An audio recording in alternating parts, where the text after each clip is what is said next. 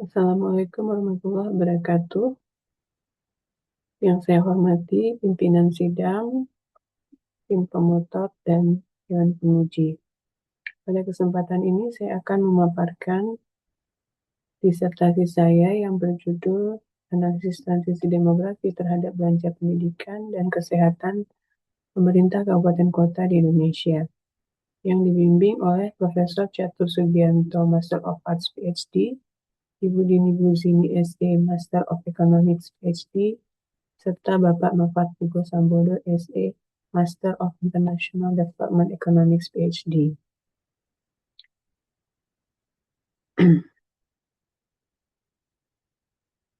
Presentasi ini akan diawali dengan membahas masalah dan celah riset, kemudian dilanjutkan dengan kerangka teori serta hipotesis, dan data metode, juga tujuan temuan utama, serta implikasi kebijakan.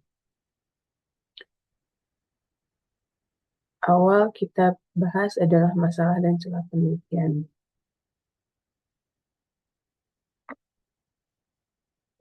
Indonesia mengalami penurunan fertilitas dan peningkatan angka harapan hidup. Pada saat yang sama, rasio ketergantungan usia muda menurun, sedangkan rasio ketergantungan usia lanjut meningkat. Perubahan tersebut menimbulkan dua tantangan. Dari sisi kebijakan, daerah tetap harus menjaga layanan pendidikan bagi penduduk usia muda, sambil mulai mengantisipasi kebutuhan kesehatan akibat penuaan. Dari sisi fiskal, tidak semua kabupaten dan kota memiliki ruang fiskal yang sama. Karena itu, perubahan kebutuhan tidak selalu diikuti kemampuan anggaran yang sebanding.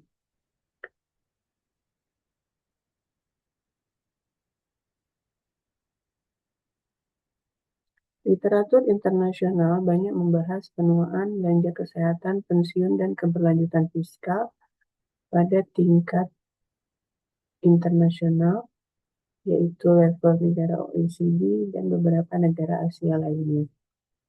Studi Indonesia juga telah membahas bonus demografi dan dependensi rasio, tapi bukti pada tingkat kabupaten kota yang memisahkan tekanan usia muda dan usia lanjut masih terbatas. Posisi disertasi ini adalah mengintegrasikan tiga dimensi, variasi rasio ketergantungan penduduk muda atau youth age dependency ratio dan old age dependency ratio, kapasitas fiskal sebagai faktor kondisional, serta belanja pendidikan dan kesehatan pada tingkat kabupaten dan kota. Kontribusi metodologisnya adalah penggunaan model panel dinamis untuk menangkap eksistensi belanja dan potensi endogenitas.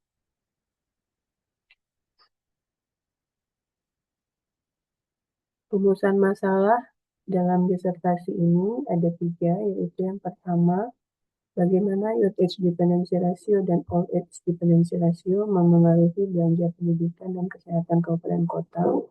Kemudian, pertanyaan kedua, sejauh mana kapasitas fiskal daerah mengubah respon belanja terhadap struktur umur.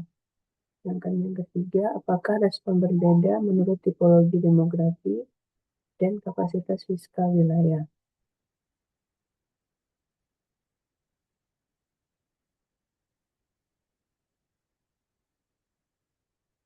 Tujuan penelitian adalah menguji apakah transisi demografi memengaruhi komposisi belanja daerah, bagaimana peran kapasitas fiskal, dan bagaimana perbedaan respon antar daerah.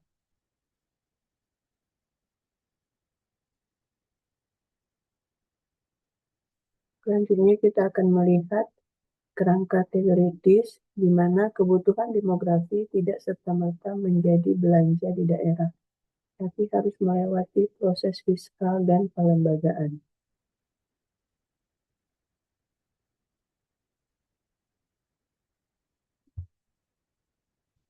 Secara teori, youth age dependency ratio yang meningkat memperbesar kebutuhan pendidikan, sedangkan old age dependency ratio yang meningkat memperbesar kebutuhan kesehatan. Namun hubungan tersebut tidak langsung. Tekanan kebutuhan harus masuk ke proses APBD yang dipengaruhi oleh kapasitas fiskal, transfer pusat, mandatory spending, konsistensi anggaran, prioritas politik, trade-off antar sektor, serta skema pembiayaan lain seperti JKN. Dengan demikian, demografi menciptakan kebutuhan, tapi sistem fiskal dan kelembagaan menentukan seberapa jauh kebutuhan tersebut diterjemahkan menjadi belanja. Berdasarkan mekanisme tersebut, penelitian merumuskan hipotesis sebagai berikut, di mana hipotesis awal mengikuti logika kebutuhan layanan. Yield age dependency ratio diperkirakan akan meningkatkan belanja pendidikan, sementara old age dependency ratio diperkirakan meningkatkan belanja kesehatan. Kapasitas fiskal diperkirakan memperkuat kemampuan respon daerah, dan respons diperkirakan berbeda antar tipologi demografi. Hipotesis ini merupakan prediksi teoritis yang diuji, karena itu hasil empiris yang berbeda arah tidak otomatis berarti penelitian menjadi tidak signifikan, tetapi menunjukkan bahwa transmisi kebutuhan menuju APBD berlangsung lebih kompleks daripada hubungan langsung. Untuk mengujinya, saya menggunakan data panel dan strategi estimasi empiris yang berlapis. Bagian ketiga menjelaskan data, yaitu data dan variabel yang digunakan dalam penelitian ini. Data yang digunakan dalam penelitian ini bersumber dari DJPK, Direktorat Jenderal Keuangan, Perimbangan Keuangan, sedangkan data demografi dan sosial ekonomi berasal dari BPS dan Kementerian Keuangan. Variabel dependen diukur dalam beberapa bentuk, yaitu yang pertama belanja per kapita, kemudian belanja per kelompok sasaran demografi, dan proporsi terhadap total belanja daerah. Variabel utama adalah yield age dependency ratio sebagai variabel independen dan old age dependency ratio. Sedangkan indeks kapasitas fiskal daerah disertai PAD, DAK, WDRB, dan per kapita, rata-rata lama sekolah, angka harapan hidup, serta kontrol waktu menjadi variabel kontrol. Dataset awal mencakup 5.080 observasi. Setelah memasukkan lag dan kebutuhan estimasi dinamis, jumlah observasi efektif berkurang sesuai spesifikasi model. Estimasi dilakukan melalui 3 lapisan strategi. Strategi estimasi yang pertama yaitu model panel FIS, termasuk fixed effect dan two-way fixed effect dengan segala uji sebelum pemilihan model yang baik, kemudian mengendalikan heterogen yang tidak teramati. Kemudian model juga dilakukan dengan hybrid within untuk memisahkan variasi dalam daerah dari perbedaan antar daerah. Ketiga, panel dinamis, khususnya sistem PMM digunakan untuk melihat belanja yang bersifat persisten dan berpotensi menghadapi endogenitas. Kemudian model juga dikembangkan dengan interaksi yield age dependency ratio terhadap indeks kapasitas fiskal daerah dan old age dependency ratio terhadap indeks kapasitas fiskal daerah. Estimasi berdasarkan tipologi demografi yang disusun berdasarkan rasio ketergantungan masing-masing kabupaten kota. Validitas IMM diperiksa melalui HR2, uji Hansen, dan pengendalian jumlah instrumen. Kebutuhan model dinamis terlihat dari kuatnya persistensi belanja. Korelasi belanja tahun berjalan dengan lag 1 tahun berada pada tingkat yang tinggi. Artinya, keputusan alokasi belanja daerah tidak dimulai dari nol setiap tahun, tetapi mengikuti pola sebelumnya melalui incremental budgeting, komitmen program dan belanja rutin. Jika persistensi ini diabaikan, pengaruh demografi dapat bercampur dengan inersia anggaran. Oleh karena itu, model dinamis digunakan untuk memasukkan lag variable dependen dan mengendalikan potensi bias penyesuaian fiskal.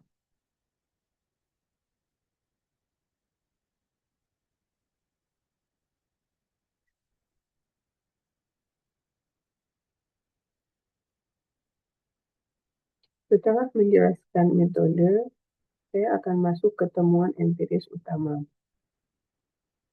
Bagian ini menyajikan hasil pendidikan, kesehatan, interaksi kapasitas fiskal, dan heterogenitas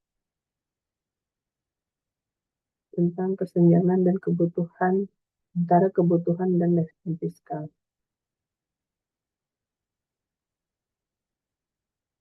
Variasi demografi dan kapasitas fiskal terlihat pada peta. Peta menunjukkan bahwa struktur ketergantungan dan kapasitas fiskal berbeda secara nyata antar kabupaten dan kota. Daerah youth dominate, aging dominate, double dependency burden, dan low dependency burden menghadapi tekanan kebutuhan yang berbeda. Pada saat yang sama, distribusi kapasitas fiskal tidak selalu berimpit dengan distribusi tekanan demografi. Hal ini menjelaskan mengapa respon APBD tidak diasumsikan seragam dan tidak dapat diasumsikan seragam dan analisis heterogenitas itu diperlukan.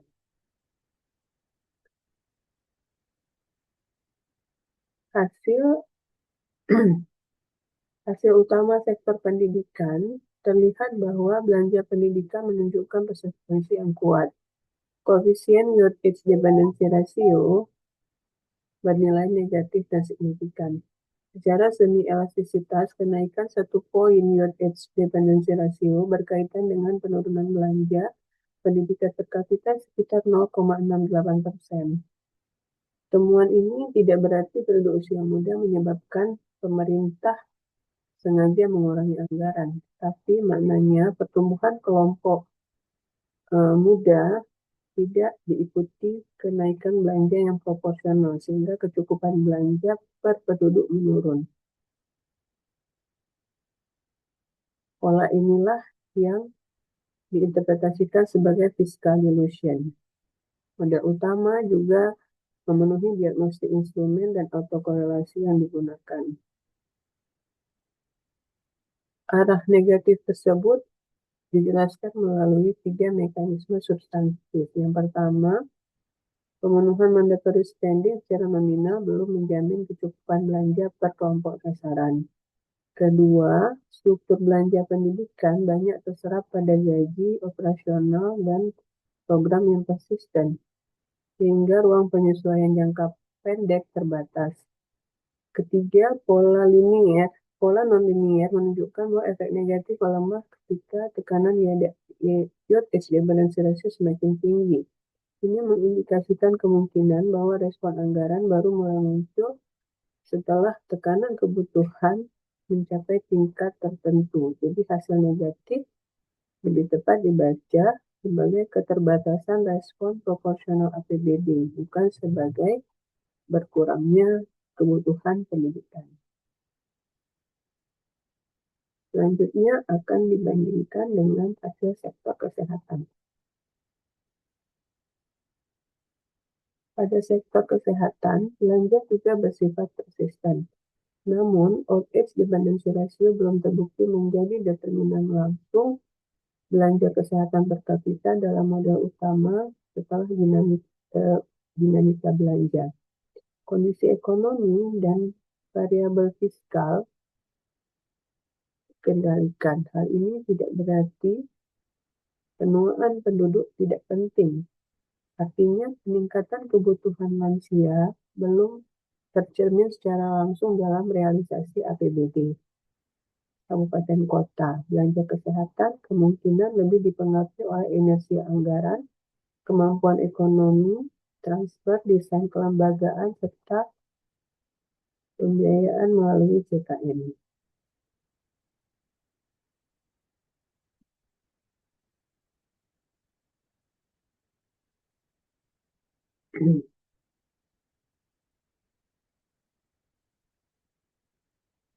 Analisis Prolanis akan memberikan menjadi tambahan analisis dan bukti pendukung dari sisi kebutuhan layanan.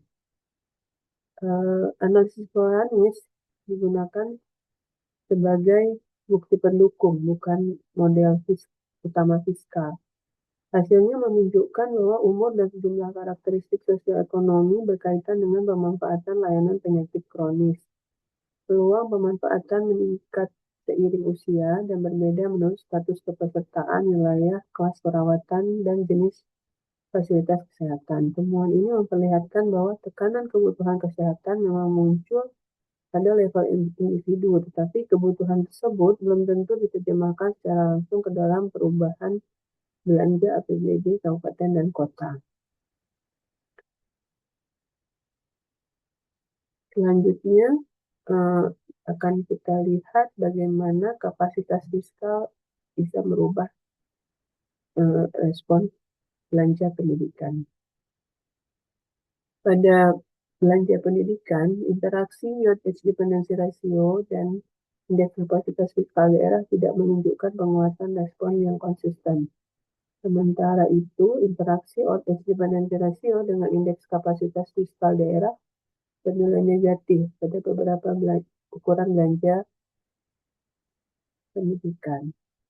Interpretasinya bukan bahwa kapasitas fiskal secara kausal menurunkan pendidikan, tetapi ruang fiskal yang lebih besar tidak otomatis diarahkan ke sektor tersebut karena tekanan lansia meningkat, daerah memiliki diskresi untuk mengalokasikan sumber daya ke sektor lain, belanja rutin atau kebutuhan yang dianggap lebih mendesak. Dengan demikian, kapasitas fiskal adalah enabling factor, tapi bukan jaminan prioritas pendidikan. Pola serupa juga terlihat pada interaksi untuk sektor kesehatan. Pada sektor kesehatan, interaksi yield edge dependency ratio dan indeks kapasitas fiskal daerah negatif dan konsisten pada beberapa outcome. Ini menunjukkan bahwa kapasitas fiskal yang lebih tinggi belum otomatis memperkuat hubungan antara penuaan dan belanja kesehatan daerah. Salah satu interpretasi kelembagaannya adalah bahwa kebutuhan kesehatan lansia dapat dibiayai melalui JKN atau transfer tertentu, sementara APBD tetap menghadapi rigiditas dan prioritas lain. Karena itu, aging merupakan tekanan kebutuhan, tetapi saluran transmisinya pada APBD tidak bersifat mekanis. Karena hasil rata-rata dapat menutupi perbedaan antar daerah, maka dilanjutkan dengan heterogen menurut tipologi daerah. Analisis tipologi menunjukkan bahwa tidak ada satu pola respon yang berlaku untuk semua daerah. Jadi, tidak ada respon yang sama antar daerah. Daerah yang mengalami youth dominant menghadapi kebutuhan pendidikan yang besar, tapi youth age dependency ratio belum diikuti kenaikan belanja per kapita yang kuat.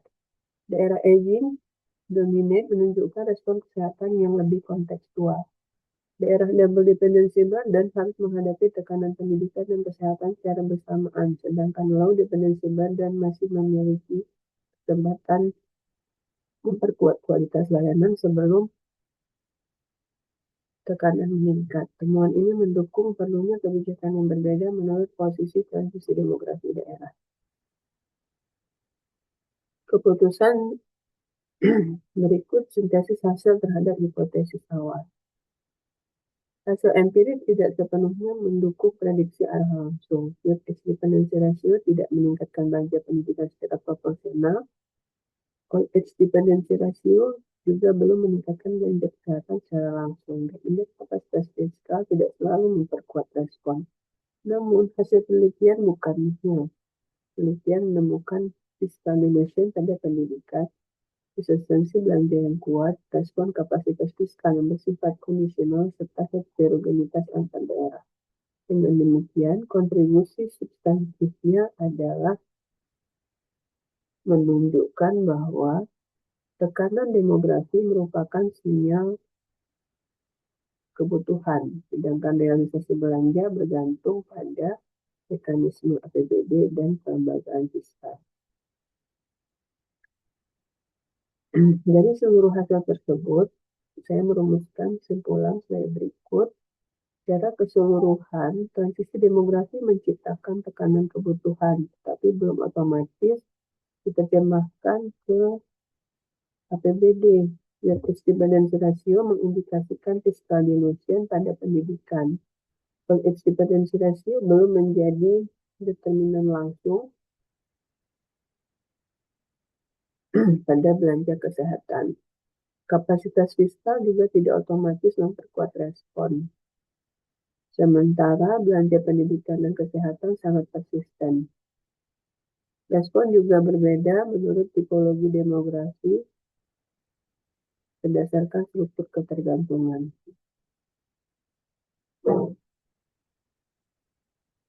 Bagian terakhir dari hasil tersebut maka dapat dirumuskan implikasi kebijakan sebagai berikut.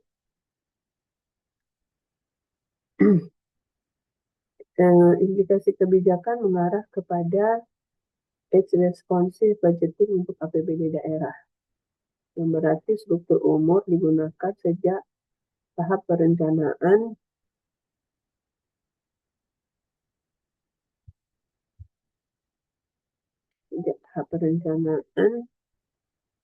sampai pada penyusunan anggaran sebagai indikator kebutuhan. Kemudian perlu adanya evaluasi mandatory spending yang tidak cukup hanya pada presentasi nominal, tetapi juga harus melihat kecukupan per kelompok sasaran. Transfer pusat lebih sensitif terhadap tekanan usia muda dan lanjut. Pada penyakit pada sektor kesehatan, penyakit kronis perlu ditingkatkan layanan kesehatan primer. Kemudian kebijakan ini bukan sekedar menaikkan anggaran, tapi juga lebih fokus pada peningkatan ketepatan sasaran, kualitas belanja, dan integrasi data demografi dengan data fiskal.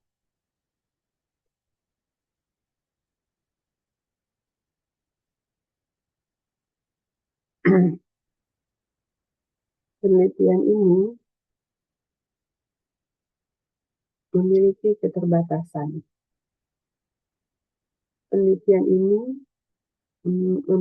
hanya merepresentasikan beberapa batas, yaitu Youth Age Dependency Ratio dan Old Age Dependency Ratio merepresentasikan demografi secara agregat. Belanja diukur dari realisasi APBD, bukan mutu layanan, dan unit analisisnya adalah kabupaten dan kota, bukan individu. Sistem GMM juga memerlukan kehati-hatian dalam validasi instrumen, sedangkan periode 2015 sampai 2024 belum cukup untuk menangkap tekanan jangka panjang. Jadi penelitian selanjutnya dapat menguji lag respon demografi, hubungan non-linear, serta memasukkan variabel migrasi serta urbanisasi untuk menghubungkan transisi demografi yang terjadi, serta melihat hubungan antara belanja dengan output dan outcome layanan. Selain itu juga dimungkinkan untuk melakukan penelitian yang menggunakan mixed method, cara studi kasus, untuk melihat proses keputusan APBD secara langsung. Sebagai penutup,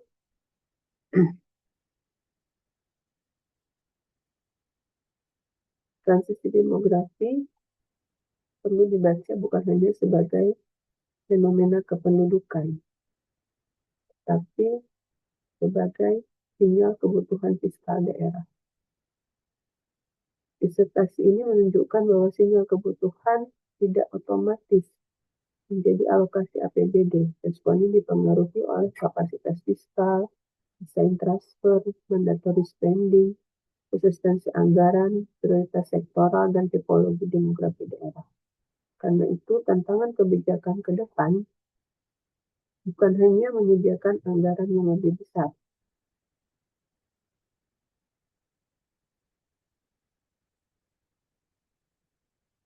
tapi membangun mekanisme agar anggaran lebih responsif, tepat sasaran, dan berkelanjutan. Demikian presentasi saya. Mohon maaf atas segala kesalahan dan keterbatasan. Terima kasih. Assalamualaikum warahmatullahi wabarakatuh.